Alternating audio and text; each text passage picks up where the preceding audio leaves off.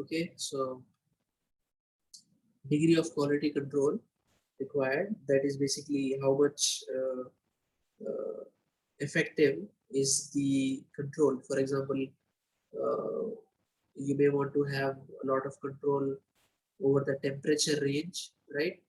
And for example, it is so required that you maintain it in a certain range, like plus or minus 10 degrees. How effective is it? And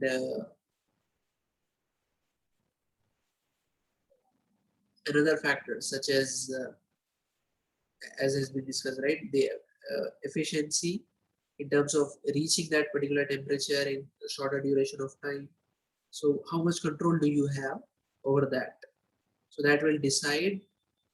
I mean, that is required in some cases, right? If it is a material which is having a limited range wherein it is stable, then you have to make sure that the material stays in that particular range. So that, and cleanliness and noise level in operation, that is another factor. Personal choice or sales influence, right? All these are factors. There is also one factor. Is it clear?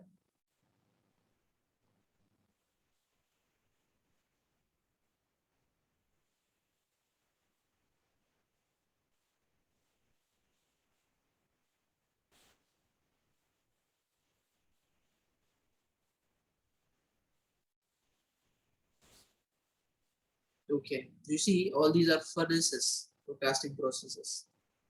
I told you, right? There are many furnaces. Even among the most commonly found in foundries, you have all these. Cupola furnace, direct fuel fired furnace, crucible furnace, electric arc furnace, induction furnace. So we have these two in our syllabus, that is cupola furnace and crucible furnace, right? These other kinds are also there. Basically, this electric arc and induction, right, or direct fuel fired furnace. So all those factors which we have discussed, they will decide what type of furnace you should select based on the factors, right? These factors. All these are choices.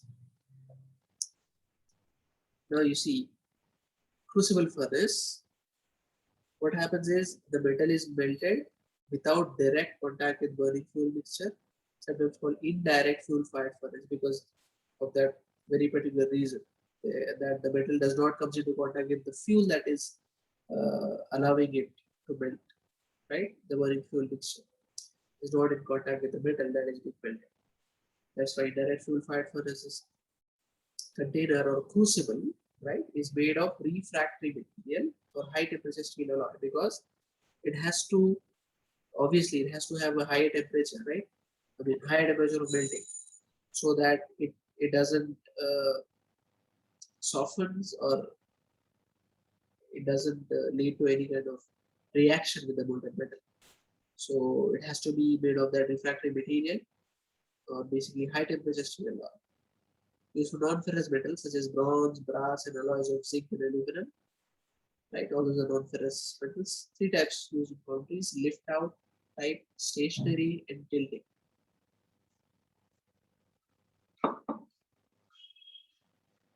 You see those three types which we have discussed: lift out, stationary pot, and tilting pot.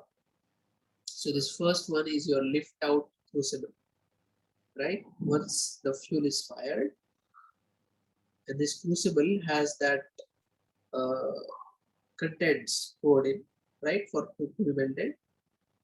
The support block is there, but this fuel is what is responsible for melting the constituents inside, so that it basically mold, it forms,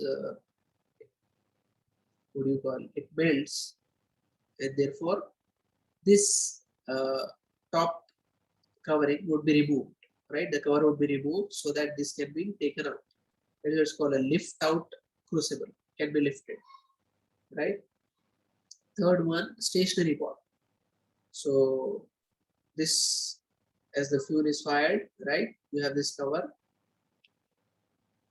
and this outer one you see is a steel shell. Inside one is a refractory lining, because you don't want to uh, go let the heat out, right? You want to maximize the heat so that the metals, the material inside, the constituents of whatever is it that you're trying to melt receives all the heat that is given by this fuel, right? That is generated by this fuel. So that refractory lining is there. Then you have the steel shell, right? All these are there. And you see the tilting pot. This tilting handle is what is responsible for tilting this whole thing. So once that fuel is given and it melts, as and when required, I mean, when it's required that the molten metal is to be poured out, right, to be taken to some other location, for example. So here they would tilt this handle and it would swivel, right? And you can have this pouring spot right at the spot where that container is there, which will be taken to that casting, what do you call it, mold, right? So it's very simple. Tilting pot furnace, as the name suggests. Cupola furnace.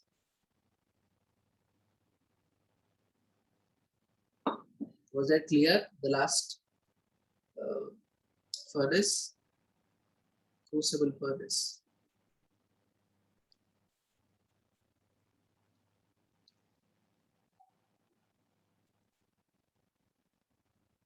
You see, cupola furnace is employed for melting scrap metal or pig iron for production of various cast irons, right? It is specific for making or basically melting cast irons.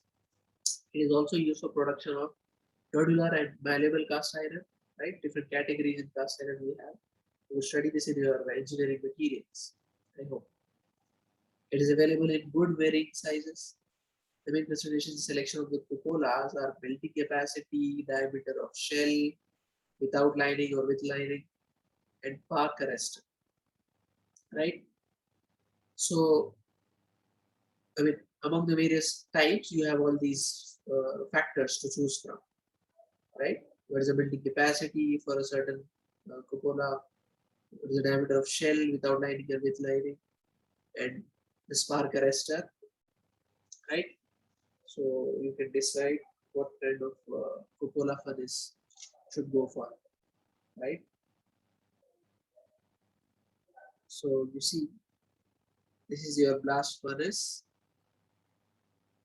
and the coal to coke, iron ore, limestone, right? Because you want to have a cast iron, so you will have all these constituents and blast furnace, slag, iron, mixer, and it goes to decimal converter, open hearth, electric furnace. I think this is okay.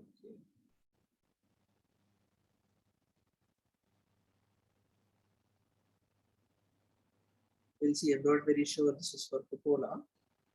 I'll confirm. Okay. But yes, we do have the text, right? Vertical cylindrical furnace equipped with tapping spout near base. You see here, this will clarify that text here. So that vertical cylinder furnace equipped with tapping spout near base, used only for cast irons, as I was mentioning. Although other furnaces are also used, the largest tonnage of cast iron is built in cupolas, right? Why we will see. The charge consisting of iron, coke, flux, and possible alloying elements is loaded through a charging door located less than halfway up side of cupola. So halfway would be here, right? So less than half, you have that. What is it called? The charge is loaded. You see 1, 2, 3, that is your mixture.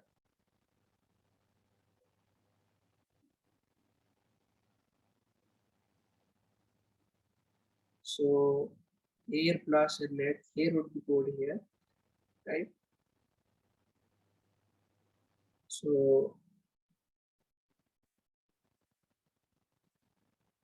less than halfway up, right, height of cupola. So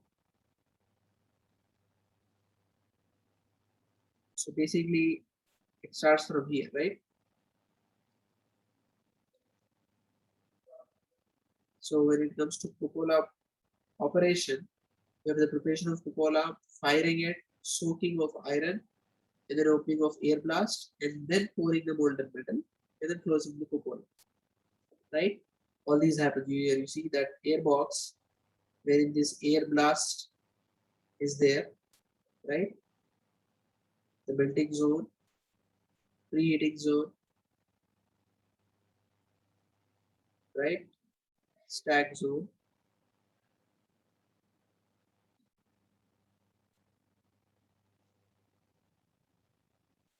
right? So it has to be, you have to have a lot of vertical height for this to be installed, isn't it? And a lot of care, just so that you don't have that, what do you call?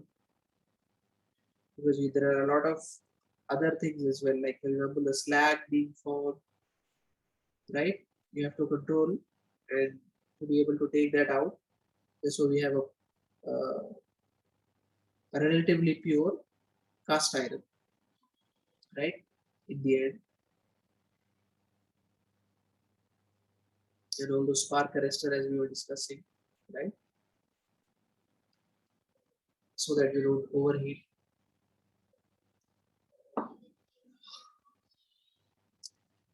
So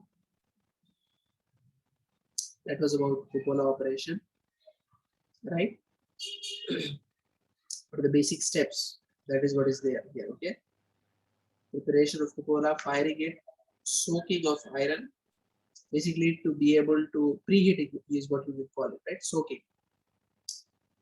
So the preheating, and then opening of the air blast, and then pouring the molten metal and closing the cupola, right? I hope that is clear. Is it? Or any doubts?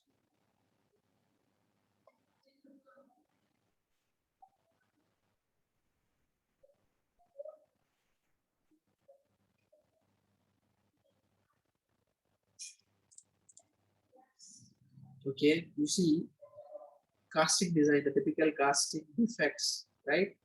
That are there, and we'll see how to avoid them. So,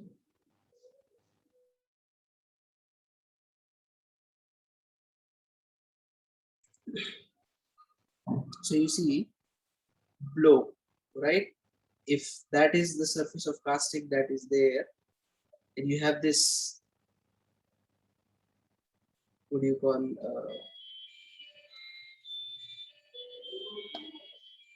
basically a kind of recess, right? That was not intended, but it came, okay, an indent or something like that. So that is called blow. The other is a scar, right? As you can see, basically for flat roads, and a blister, right? Just as we have it, generally we call it blister, right? When it is on our body, if you can relate, then you will be able to understand what this means. Scab, right? A kind of what do you call, uh, a weaker uh, entity, right? That you have material, but you have a lot of gaps. So it will break as soon as you apply a little force. And then you see here, when there is a wash, that erosion, as I was talking about, was the sand erodes because of the molten metal, because of the flow of the molten metal. For example, this is the entry for that, what do you call, your molten metal, right? Through the gate. So if there is a lot of velocity, and if you've not controlled the velocity, you have not designed it for that particular viscosity, etc., then it will be wash, right? It would wash away the holding sand, would, and then it would go inside. So as and when the velocity reaches that threshold, the sand would wash, right? So then you have this kind of defect. And then misram, basically it will not fill the complete cavity. Misram, right? Probably because the viscosity was high. I mean, it started solidifying before reaching the last uh, part of the casting or the mold cavity, right? So misram, it has not filled. It was supposed to be filled, right? It was this little moldment was supposed to reach here, right? And then solidify, but it stopped before because of the solidification time, right? A shorter solidification time. So that was not taken into account, a design failure. Other thing is cold shut. Basically, when you have multiple gates and you have that, what do you call, mixing up of two uh, molten metals, right? The molten metal would come from here, one gate, from another gate. They're supposed to join, right? And basically form a seamless casting, but there is a cold shut, right? That is not completely filled the cavity. So that's a cold shut.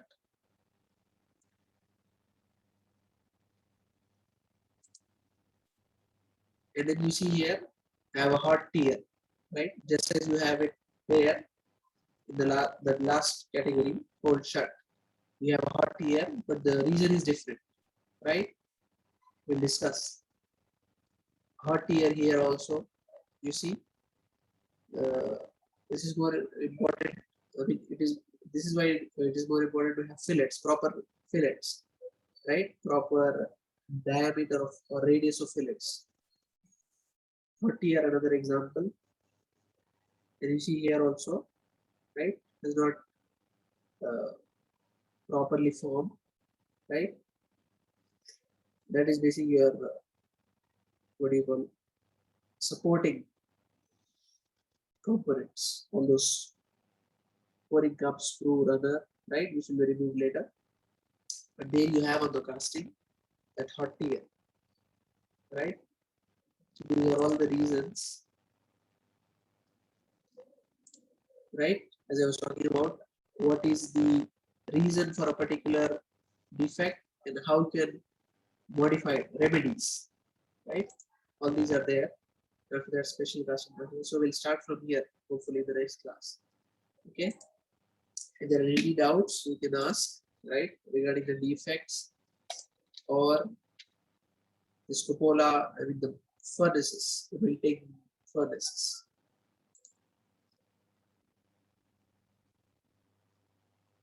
If there are any doubts, please ask. Otherwise, we'll end the meeting. We're already in my past time.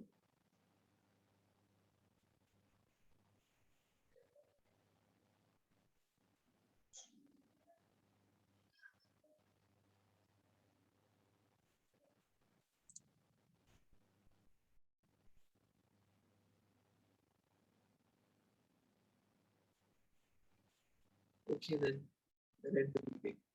Thank you.